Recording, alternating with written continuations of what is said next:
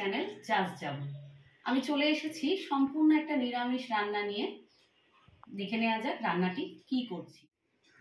আমার আজকের রেসিপি বেগুন দিয়ে সর্ষে শাক আর মেথি শাক ভাজা। ভিডিওটা শেষ পর্যন্ত দেখার জন্য আপনাদের কাছে অনুরোধ রইল।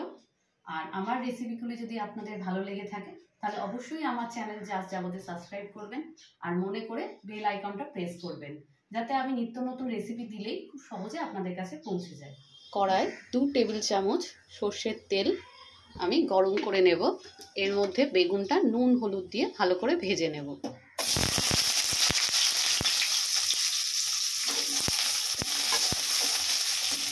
আমি একটা মাঝারি সাইজের বেগুনকে কেটে নিয়েছিলাম, তার মধ্যে দিচ্ছি 1 টিস্পুন লবণ।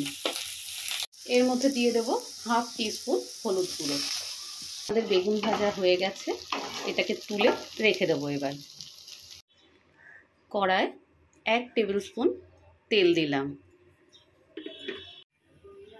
এর মধ্যে দিয়ে দেব 2টো শুকনো লঙ্কা, 3টে কাঁচা লঙ্কা চেরা, 1/2 টিস্পুন সর্ষে। এটা খুব ভালো করে ভেজে নেব। এটা হয়ে গেছে, এর মধ্যে মিশিয়ে দেব সর্ষে শাক, দেব মেথি শাক,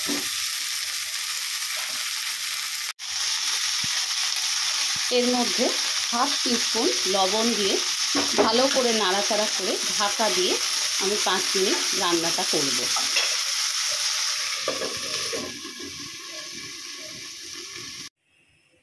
5 মিনিট পর ঢাকাটি খুলেছি। দেখুন শাক থেকে কিছুটা জল বেরিয়েছে। ভালো করে নাড়াচাড়া করে জলটা আমরা শুকিয়ে নেব। শাকের জল অনেকটা শুকিয়ে গেছে। দেখুন শাক থেকে জল বেরিয়ে শুকিয়ে যাওয়ায় শাকের পরিমাণও অনেক কমে গেছে। শাক ভাজা হয়ে গেছে। এর মধ্যে আমরা মিশিয়ে দেব আগে থেকে ভেজে রাখা বেগুন দিয়ে খুব ভালো করে নাড়াচাড়া করতে হবে।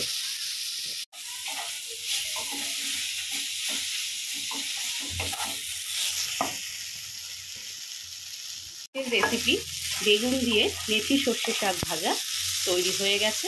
এবার এটাকে গরম গরম ভাতের সাথে পরিবেশন করলেই হলো। আজকের রেসিপি বেগুন দিয়ে মেথি সর্ষে শাক ভাজা আমাদের তৈরি হয়ে গেছে। অবশ্যই বাড়িতে একবার এটা বানিয়ে দেখবেন, খুব ভালো লাগবে। আর কমেন্ট করে জানাতে ভুলবেন না কেমন লাগলো আমার আজকের এই রেসিপিটি। আজ এই পর্যন্তই, নমস্কার।